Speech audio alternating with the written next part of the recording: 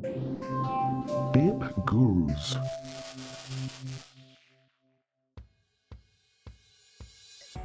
Olá para você que nos ouve, seja muito bem-vindo, seja muito bem-vinda ao Bip Gurus, o podcast que vai roubar o coração dos amantes de tecnologia. E antes que você pense que falação é essa na minha cabeça sobre tecnologia, o que eu estou fazendo aqui, como eu vim parar, esse vai ser o clique que vai mudar tudo que você pensa e sabe a respeito de tecnologia até hoje. Bom, um podcast, para ele ser bacana, ele tem que ter excelentes convidados e eu acho que ninguém melhor para se apresentar do que as pessoas. Eu sou Neymati Eide, vou conversar com vocês aqui na próxima.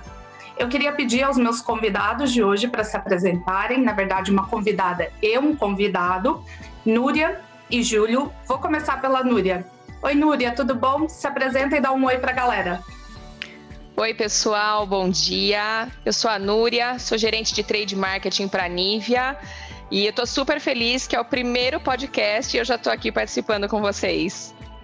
Estreia tem que ser daquele jeito, né? Pra gente fazer bonito já na primeira vez para segurar a galera. Galera, paciência, vai ser muito bom, eu te garanto. Fica com a gente aqui ao longo dessa programação show sobre tecnologia.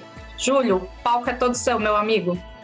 Obrigado, Neymati. Fico lisonjeado também com o convite aí de poder participar dessa primeira versão do Bip Gurus.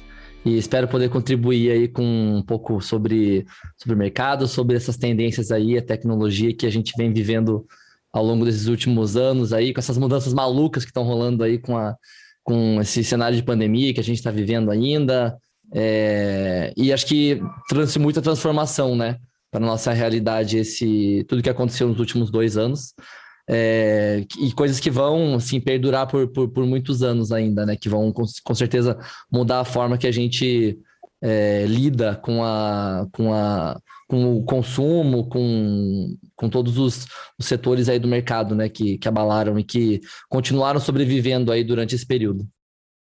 O nosso tema de hoje é muito bacana porque ele mostra um futuro que a gente vislumbrou em alguns filmes alguns anos atrás, que na verdade já chegou, é o presente, é agora, e independente de qual universo ou metaverso a gente estiver falando, vamos falar um pouquinho de realidade aumentada, realidade virtual e 3D, e como isso está mudando um pouco as experiências, tanto no varejo. Então, quando a gente fala varejo como indústria, segmento, mas também para gente que consome, que compra ali no dia a dia. Isso ajuda bastante, isso abre a nossa visão e a gente acaba descobrindo que existe toda uma complexidade por trás das coisas, mas que é bem bacana de entender um pouquinho também. Eu não sei vocês que estão aí do outro lado escutando a gente, mas eu sou aquela pessoa super curiosa em saber como as coisas acontecem, e a Núria e o Júlio vão poder dar essa visão, vão ajudar a gente a clarear isso um pouquinho, o que vai ser muito bacana. Eu não quero enrolar demais, entrar em muitas delongas, por isso eu já vou puxar um pouquinho pelo que seria a minha primeira pergunta para o pessoal responder, mas também conversando um pouquinho com vocês do que a gente tem visto em termos de mercado. A gente estava acompanhando alguns dias atrás, enquanto o pessoal fazia pesquisa para montar aqui um material para hoje, o nosso roteiro, e a gente estava num super brainstorm montando algumas ideias, fomos levantando alguns dados. Então, números impactantes, 66% dos consumidores estão interessados em usar RA, né, a realidade aumentada, num processo de ajuda para tomar uma decisão de compra. Isso, segundo algumas outras fontes, né, que a gente tem aqui no mercado. Então, 60% dos norte-americanos, sempre eles estão dispostos a comprar produtos que são mostrados em 3D, em realidade aumentada. 42% das pessoas, de acordo com a Harris Poll, pagariam até mais se o produto pudesse fornecer essa experiência. Então, a gente vê uma série de mudanças e acontecimentos. Como o Júlio comentou, a gente teve um cenário que mudou um pouquinho a nossa realidade, tudo aquilo que a gente conhecia. Então, a interconectividade, a globalização, tudo isso foi pausado temporariamente, quando a gente teve que ficar um pouquinho recluso. E aí a minha pergunta para vocês, pessoal, Vamos começar talvez pelo Júlio e depois a gente passa para a Núria. Vocês acreditam que as soluções tecnológicas, como a realidade aumentada, o conteúdo 3D, podem mudar a experiência de compra dos clientes? Então, no fim do dia, isso faz diferença ou não? E tudo bem se vocês não concordarem. Traz aí um ponto de vista para a gente poder discutir aqui. Eu acho que ajuda bastante, mas eu acho que a gente ainda não está lá, sabe? Essa é uma opinião pessoal minha. Acho que tem algumas coisas que podem acabar... Que assim, quando a gente fala de realidade aumentada, parece que é uma coisa assim meio futurista pra caramba, mas a gente vê, na verdade, todos os dias, né? Em filtros de mídia social e tal, tudo isso é realidade aumentada, né? E eu acho que o mundo varejista tem usado isso, não só o mundo varejista, mas a indústria de games e tal, também está crescendo bastante, né? Em todas essas experiências de você interagir com o teu dispositivo, de alguma forma, usar a tela que você tem na mão para poder ver algo, né, no mundo real e de alguma forma tentar fazer esse match.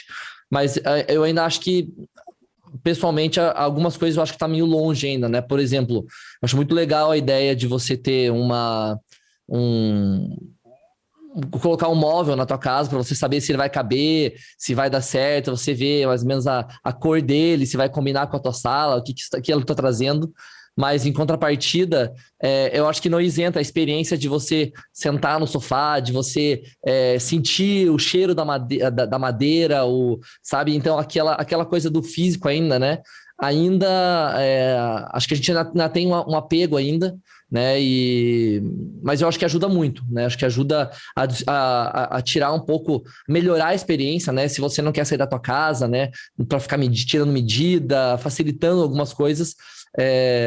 Acho que sim, agrega um valor legal, né? É um diferencial muito bacana, mas eu acho que ainda algumas coisas de você sentir, sabe, a textura do material, se ele é resistente, se não é, se você vai se sentir confortável com ele, e não só falando de coisas, né, de coisas para o lar também, mas assim, bens de consumo mesmo, né? Brinquedos, eletrodomésticos, qualquer coisa que você sente que você precisa ter aquele tato, né?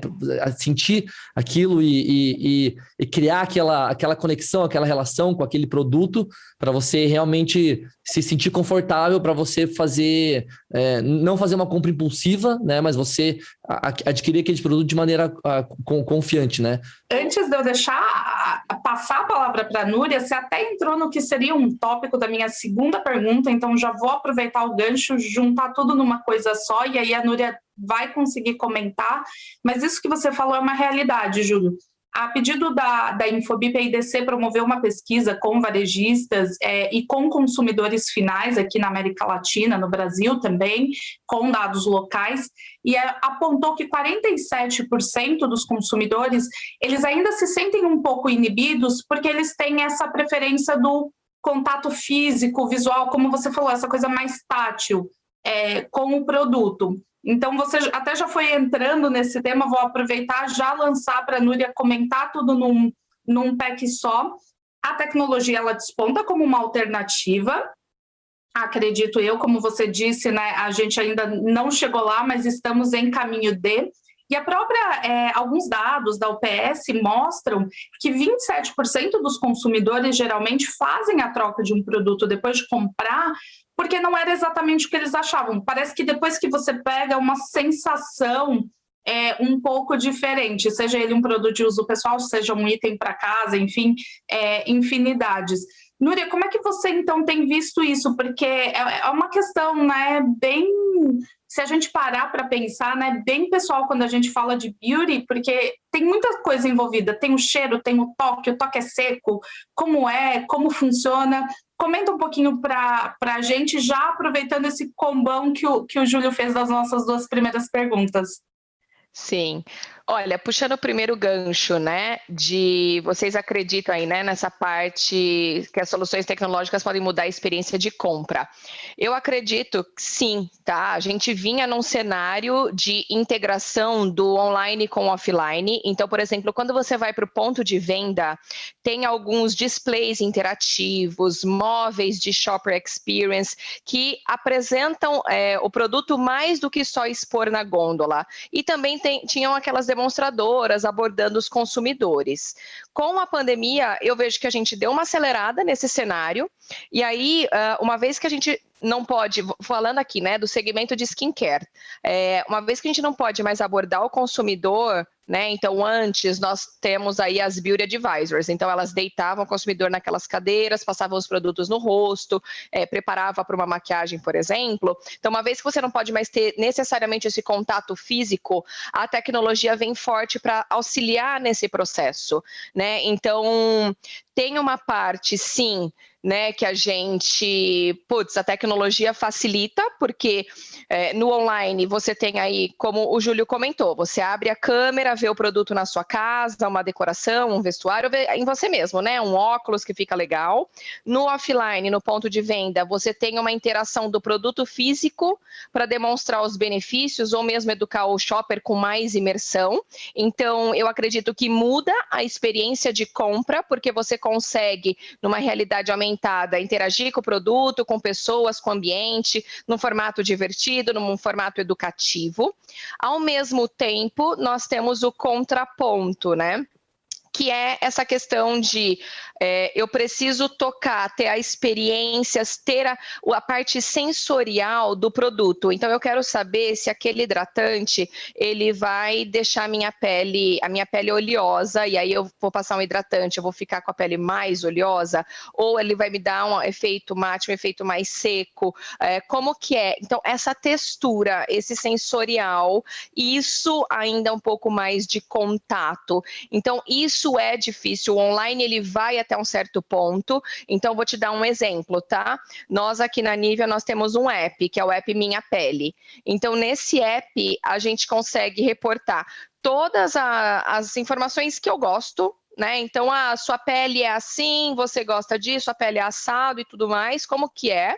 E aí, esse app, ele direciona o produto ideal para a minha pele. Então, eu consigo, com base nas minhas informações, eu consigo encontrar o meu produto ideal.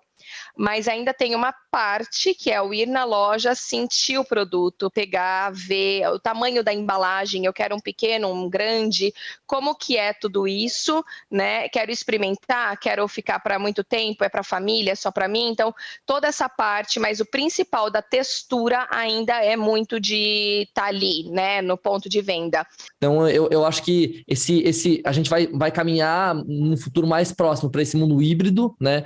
Para aí, acho que num futuro mais distante, a gente ter uma confiabilidade um pouco maior. Então, conforme isso for crescendo, aí e as gerações forem passando, né? E esse costume, esse hábito já tiver embutido aí na cultura, né, da população, elas então vão ter uma familiaridade maior e se sentir mais confortáveis para, às vezes, usar mais esse recurso da realidade aumentada, porque tem toda essa questão da cultura também, né, de você disruptir, né, e as gerações mais jovens que têm maior familiaridade com isso, começarem a utilizar para daí depois, né, isso ser realmente algo amplamente conhecido enfim, né? E isso ser mais fácil de ser utilizado e mais difundido, né? Com todas os consumidores.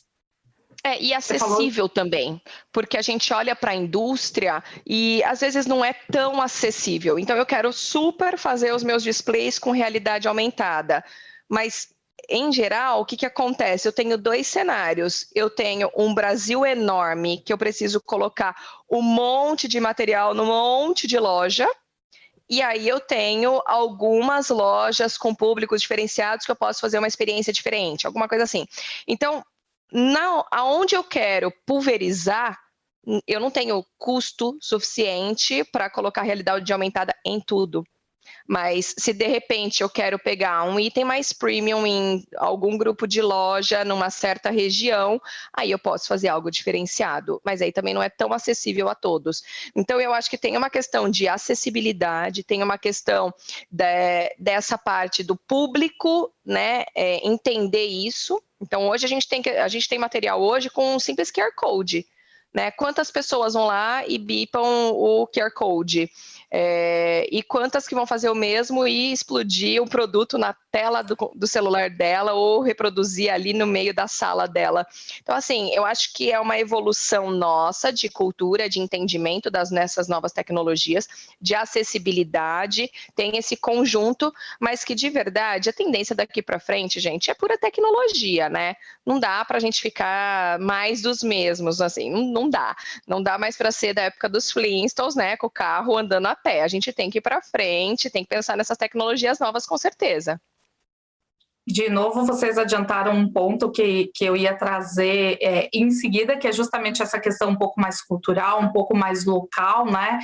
Se é uma realidade factível para o Brasil nos próximos anos, como você comentou, né, Núria, é um país muito grande, então quando a gente tem que selecionar onde eu vou fazer especificamente essa ativação, é complexo, né? É um país de dimensões continentais, muitas vezes a gente quer priorizar uma região ou talvez não tentar fornecer a experiência mais similar possível ao longo, né, de todo o país. Isso é uma questão muito interessante, que eu acho que vocês já até pré-responderam, mas dentro dela eu queria trazer o que ia ser o próximo tópico da nossa discussão, porque eu acho que vai amarrar bem o que vocês estão falando, porque até agora a gente falou em escanear um QR Code, por exemplo, numa questão ali de simular um móvel dentro da sua casa, uma questão de um item pessoal, quando a gente fala, né, de cuidados com a pele. Isso tudo envolve algumas coisas, por exemplo, dados, tráfego de dados através da rede.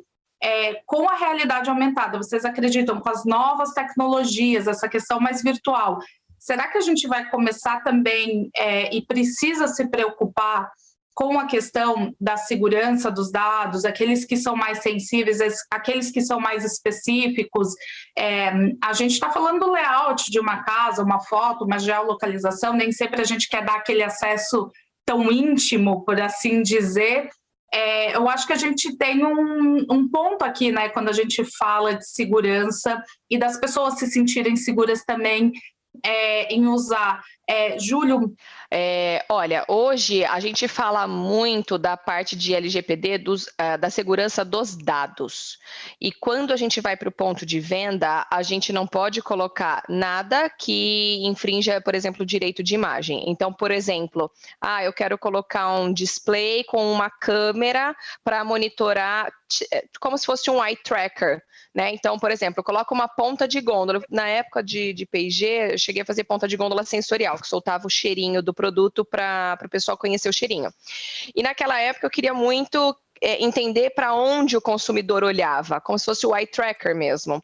Então primeiro ele olha para o logo, ele olha para a comunicação da lateral, ele olha para o produto, para onde ele está olhando?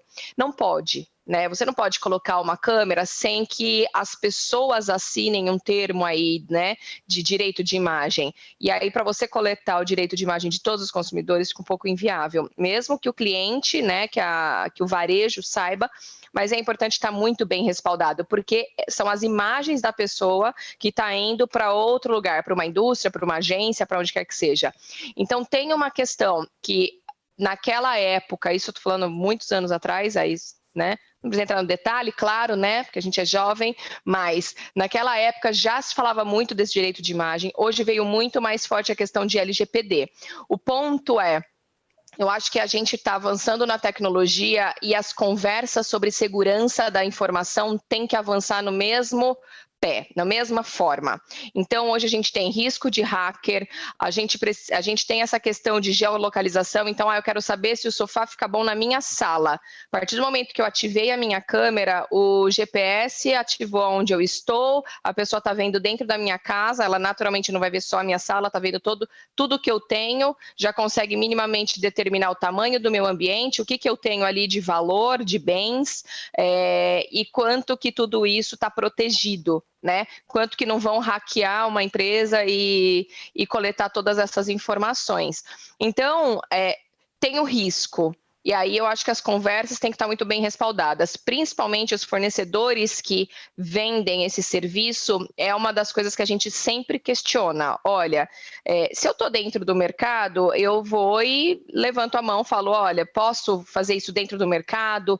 Posso colocar isso no meu display? Quais são as questões de segurança? Normalmente esses fornecedores já estão respaldados com a parte jurídica, mas normalmente a gente também envolve o nosso jurídico quando tem qualquer dúvida nesse sentido. Então, é muito importante ter o cuidado com o próximo, cuidado com as pessoas até onde... E se antecipar. Eu falo, gente, se antecipa para não dar nenhum problema lá na frente, entendeu? Então, eu acho que esse é o ponto aí que a gente olha como indústria. Eu não estou aqui para vender segurança, né? Mas é muito hiper importante, né? Segurança dos dados, né? E a gente ter não só uma certeza de que as empresas que estão lidando com esses dados, elas cumprem com a LGPD, né? E uma coisa legal da LGPD é que justamente ela traz essa obrigatoriedade de toda a cadeia, né, de consumo ser compliant com a LGPD, né? Então não é só a empresa, né? Não é só a marca a loja que você está comprando, mas é o fornecedor dela, é o fornecedor do fornecedor dela. Então acaba que todo mundo fica preocupado com a cadeia toda, né? Por conta dessa acho que foi uma vitória, né? Porque traz mais segurança, né, para o consumidor, de ele saber de que se uma empresa realmente cumpre aquilo, ele pode estar seguro de que a cadeia inteira vai cumprir aquilo também, né? Então todos os envolvidos vão cumprir. E acho que isso é importante justamente por conta daquela máxima, né, que dados é o novo ouro mesmo, e é mesmo, porque eles servem não só para você conhecer o seu consumidor, que é outra tendência aí, né, que é o KYC, o Know Your Customer.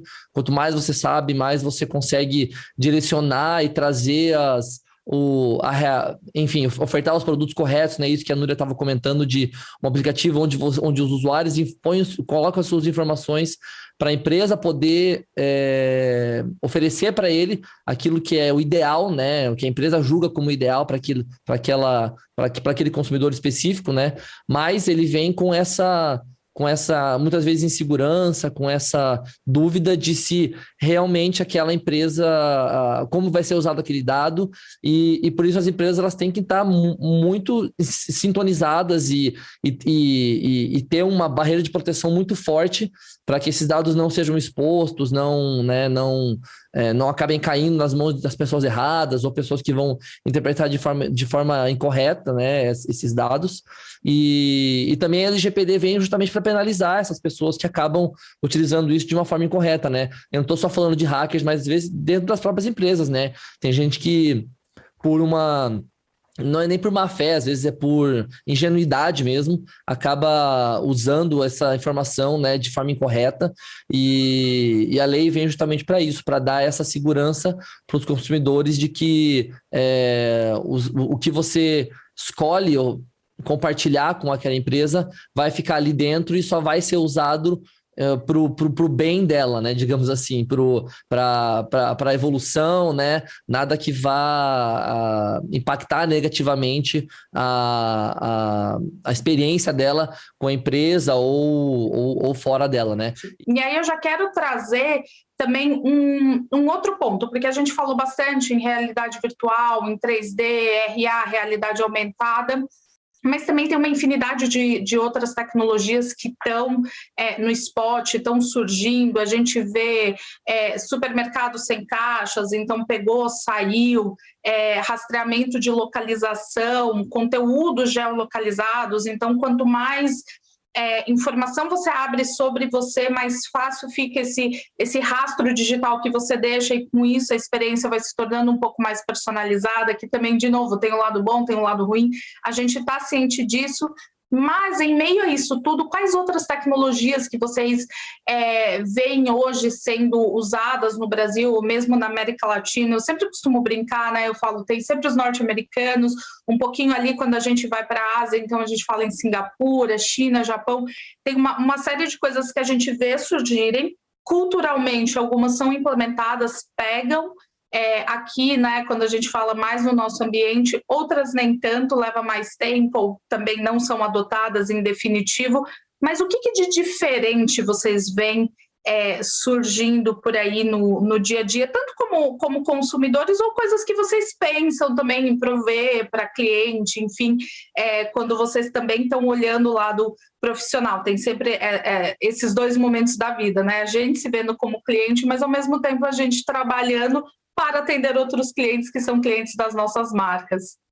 Eu vejo que a gente tem uma cultura muito do suporte online, do chatbot, então tem sempre, desde o formato simples, né, abre aqui o chat, escreve o que você precisa, mas sempre, e aí tem sempre aquela inteligência artificial conectando com a gente. Se é de algum varejo online, por exemplo, ainda o chatbot consegue te vender mais coisas e de repente até te falar de uma promoção, coisa que você não estava esperando e te pegar de surpresa. Então eu vejo que a gente tem isso, olhando aí para varejo, na forma como as pessoas compram.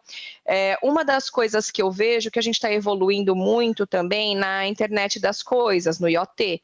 Né? Então, essas integrações que a gente tem, né? A gente integra tudo dentro de casa. Então, você fala, né, fulaninha, liga aqui, liga ali, e começa, né? Tudo funcionar ao mesmo tempo, e daqui a pouco o que vai acontecer é que ela já vai bipar minha geladeira e falar: oi, bom dia, tá faltando abacaxi, melancia e mamão na sua geladeira. Vamos comprar hoje com o fulaninho de tal? E já vai me direcionar para o varejo mais próximo para entregar aqui na minha casa e eu não faço mais nada. Nem a lista de compras eu vou pensar. Provavelmente ela vai te dizer que ela já comprou e que tá chegando. E que tá chegando porque o meu cartão de crédito está cadastrado ali com ela, né? Então ela já tá gastando sem eu saber, né? Então, assim, eu acho que a gente vai evoluir e tem que tomar os devidos cuidados, tem que ter uma cautela mesmo com todas as informações que a gente conecta, que a gente integra nisso tudo, né? Então, liga o carro. Poxa, será que eu ligo o carro e de repente ele vai andar sozinho e vai atropelar uma pessoa? Porque a internet falhou, sem querer a tecnologia falhou alguma coisa?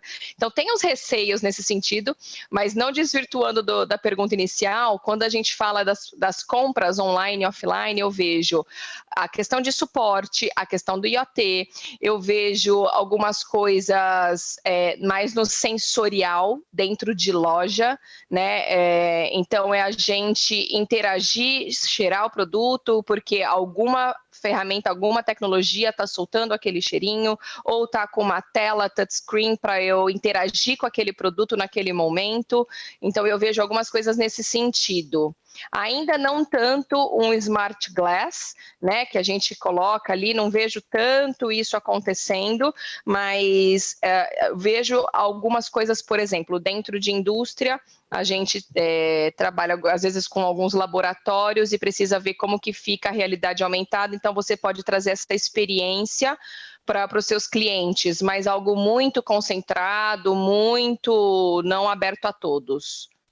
O que eu vejo que a gente tem feito bem, acho que já puxando até um gancho, concordo com a Núria, eu acho que o brasileiro, pela maneira que a gente interage com mídia social, né, principalmente com aplicativo de chat, acho que é muito forte essa cultura que a gente tem, né? Então você já espera conversar com um robô, algo que vai ser um assistente, né? E eu acho que as empresas estão investindo muito forte nesses, não só nos assistentes pessoais, né, de voz residenciais, mas também nesses assistentes das próprias lojas, né? Em que eles cria-se uma persona, e essa persona ela vai te ajudar, vai te recomendar produtos, né? Vai conhecer você, vai fazer como se você realmente fosse se sentir importante, sentir que ela conhece você. Pode até ser um pouco, dar um pouco de medo, né? O quanto que realmente as lojas vão conhecer você, mas acho que bem intencionado, né? Como a gente está comentando aqui, e querendo trazer para você a melhor experiência possível, eu acho bastante positivo. Eu acho uma coisa assim que o Brasil, ele, como de modo geral, a América Latina também, a gente tem muito, que como a gente é muito criativo, sabe? Acho que às vezes falta muito recurso para a gente, né?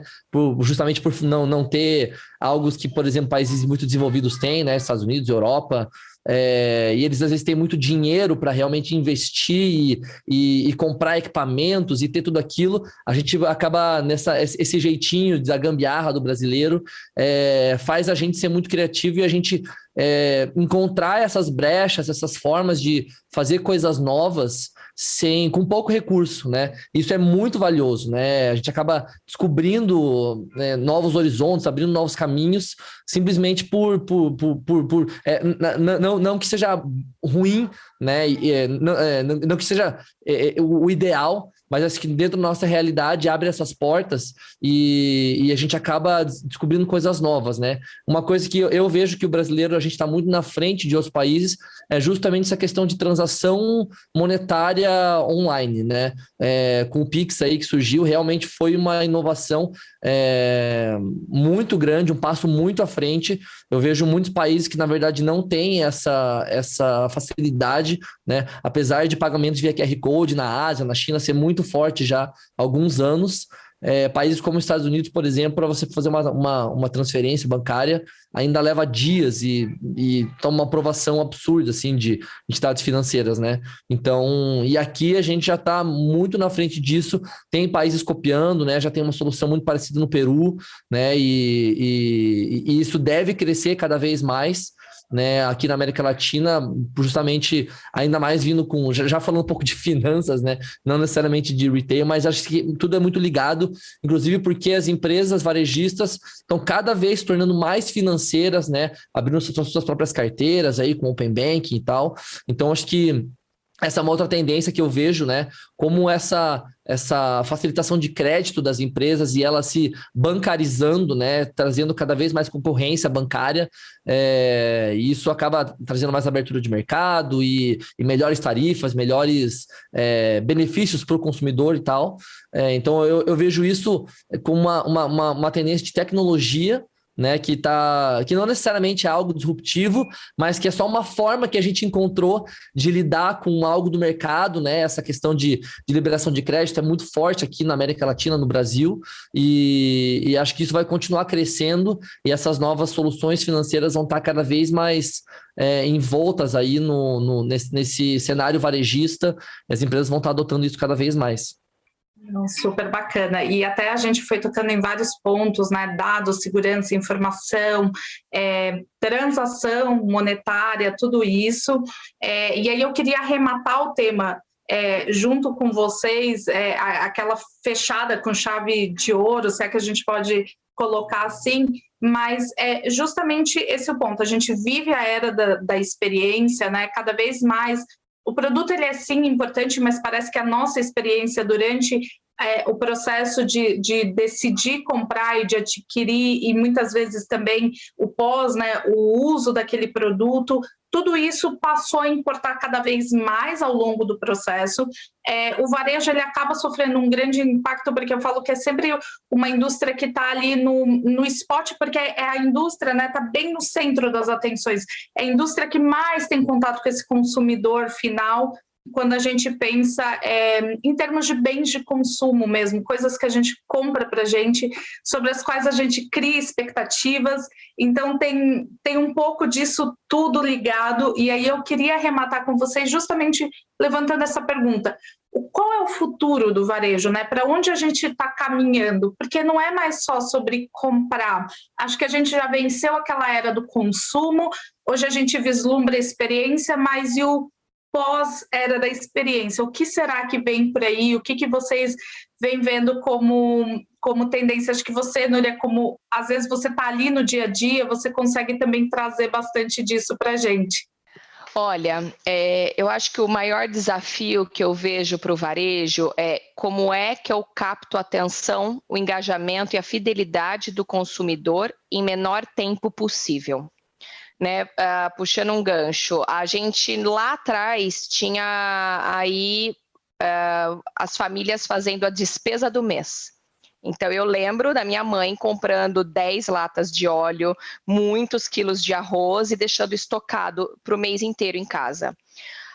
Antes da pandemia, a gente estava com uma média do consumidor ficar em loja 29 minutos. Com pandemia, ele fica em loja 6 minutos. A gente vê uma movimentação de mercado onde o hipermercado, ele praticamente morre, né? Ele não tem mais aquele público, e a gente vê tanto os canais de cash and carry, né, os atacados, quanto os mercados de bairro, né, o varejo menor, vindo numa crescente.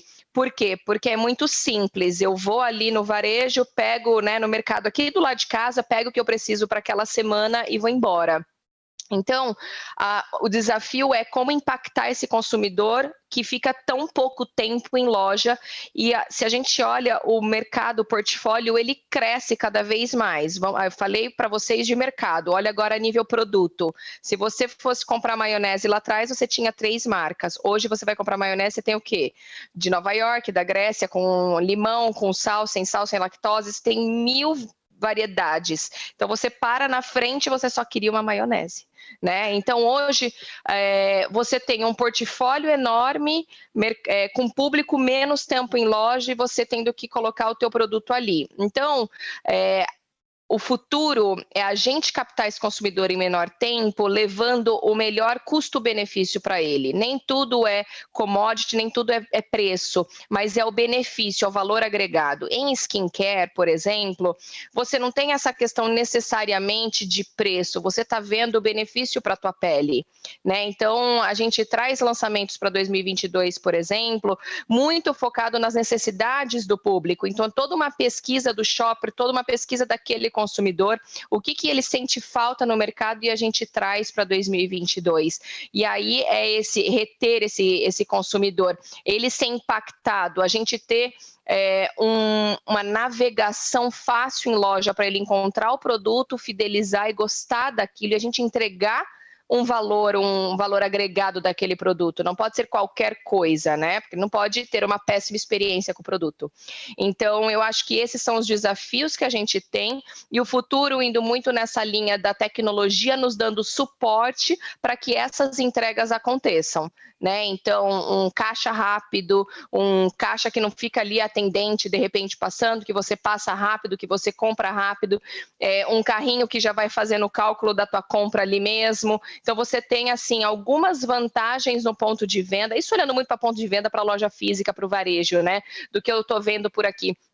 Então, essa facilidade, simplificação na navegação, esse contato rápido e imediato com o consumidor, entregando valor agregado. Para mim, aí é a tendência que a gente tem que trazer para o futuro. E é rápido o tempo até de retenção da atenção, né? Porque se em loja está em 6 minutos, quiçá na internet, por exemplo, no online, que a gente simplesmente vai subindo a tela e vai rodando. Júlio, traz um pouco para a gente, se você conseguir também falar dessa mistura desses dois ambientes. Eu acho que a gente já falou bastante, um pouco, na verdade, sobre esse assunto, né? E até sobre como... Eu acho que a tendência é crescer o que as empresas estão implementando hoje, né? Que cada vez esse digital aí, né, seja mais e mais utilizado, né? E isso esteja mais... Eu concordo super com a Núria nesse ponto de fidelização de cliente, né? Que hoje, com a concorrência de mercado, né, você ter um consumidor que retorna já é uma vitória, né? Ainda mais com esse mundo de marketplace, em que todo mundo anuncia em todos os lugares, e você tem essas macro plataformas que acabam sendo vetores de convergência de público, mas que ao mesmo tempo todo mundo anuncia naqueles lugares. Então é cada vez mais importante você conhecer o teu cliente, você conseguir entregar esse valor agregado realmente, né, para você poder fazer a diferença, né? E eu ainda insisto um pouco nisso, nessa coisa desse digital mesmo, de você ter uma experiência física, mas você fazer uma conclusão digital, né, para você poder garantir o melhor dos dois mundos, no meu ponto de vista, né, em que você consegue ter esse mercado aberto digital, mas você entregar também para o teu cliente como que você se diferencia, o que o teu produto tátil, físico ali, sensorial, né, que a Núria colocou, traz de diferencial, né, competitivo e valor agregado em cima do teu produto.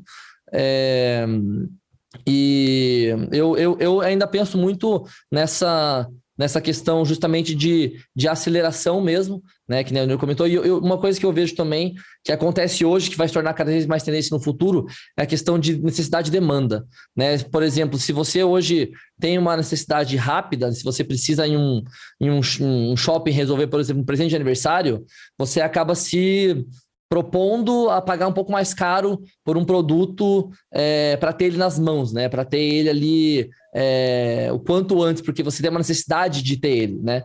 Eu acho que vai crescer cada vez mais o planejamento, né? Das pessoas se planejarem para elas adquirirem os produtos que elas precisam com um tempo hábil suficiente para elas conseguirem melhores negócios, né? Então, se você não tem, se você sabe que daqui a um mês você vai ter Natal e você vai precisar dar presente para sua família, você, quem sabe, vai se planejar para ter um pouquinho mais de caixa para aproveitar as ofertas da Black Friday, por exemplo, né? Então, nesse sentido, eu vejo isso acontecendo cada vez mais.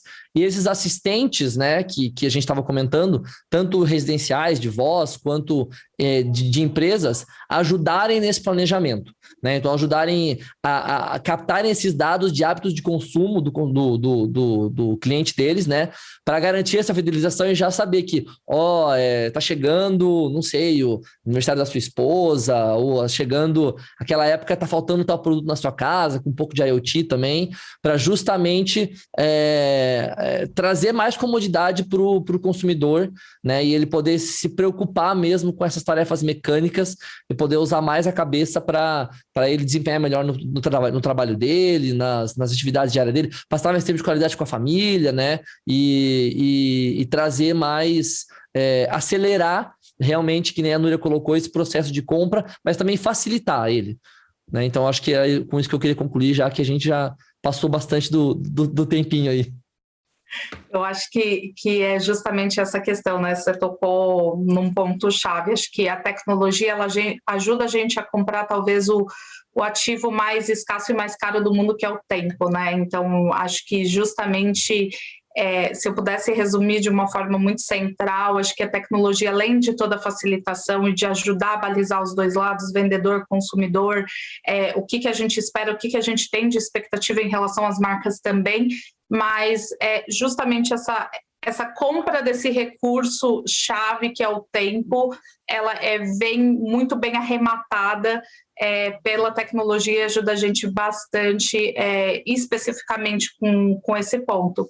Como você adiantou, sim, é chegada aquela hora que a gente menos gosta, porque em algum momento a gente precisa fechar. A nossa proposta é super ousada, então, para você que nos ouve, a nossa ideia é ganhar e roubar o coração dos amantes de tecnologia com o BIP Gurus. Esse foi só um programa inicial, por assim dizer. Gente, eu acabei de falar programa. Desculpa a cringice para você que está nos ouvindo, mas é assim que a gente, aqui desse lado da idade em que a gente está, a gente chama as coisas. Mas é um episódio inicial, é um pontapé que a gente queria dar num projeto tão bacana como o BIP Gurus. A gente vai falar ainda muito mais sobre tecnologia, sobre recursos, a gente vai mais a fundo em outros temas em próximos episódios. Eu quero agradecer bastante, Núria, Júlio, por estarem comigo aqui hoje. Vem muita coisa pela frente, então dá uma segurada, coloca a gente na sua lista de favoritos, que eu acho que vai valer a pena. E eu queria abrir aqueles 30 segundinhos para vocês também deixarem a mensagem final e o tchau de vocês para a audiência. Gente, quero super agradecer ao primeiro BIP Guru e eu já estou por aqui falando com vocês. O pessoal do podcast não vai ver o que eu estou vendo por aqui, mas hoje está todo mundo de azul sem combinar. Então a gente está super empolgado, super em sintonia aqui falando com todos vocês. Eu espero que todo mundo tenha gostado super do que a gente falou. E qualquer coisa, estamos por aí. A gente também se vê pelo varejo. Eu também só #gratidão aí pelo convite, né? Tudo que a gente puder conversar, né?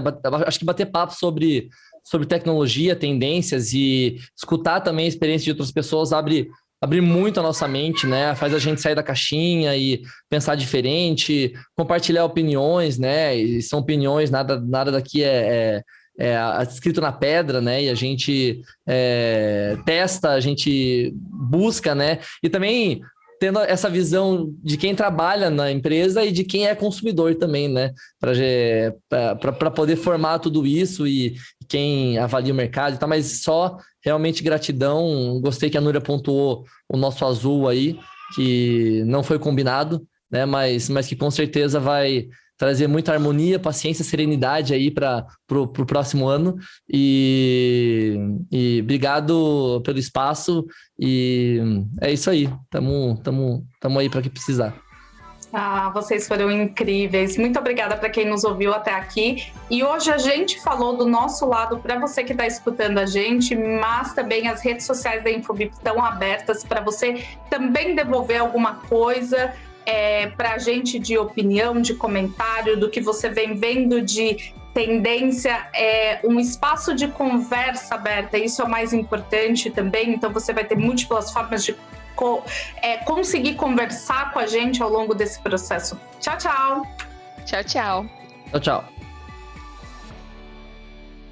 Bip Gurus.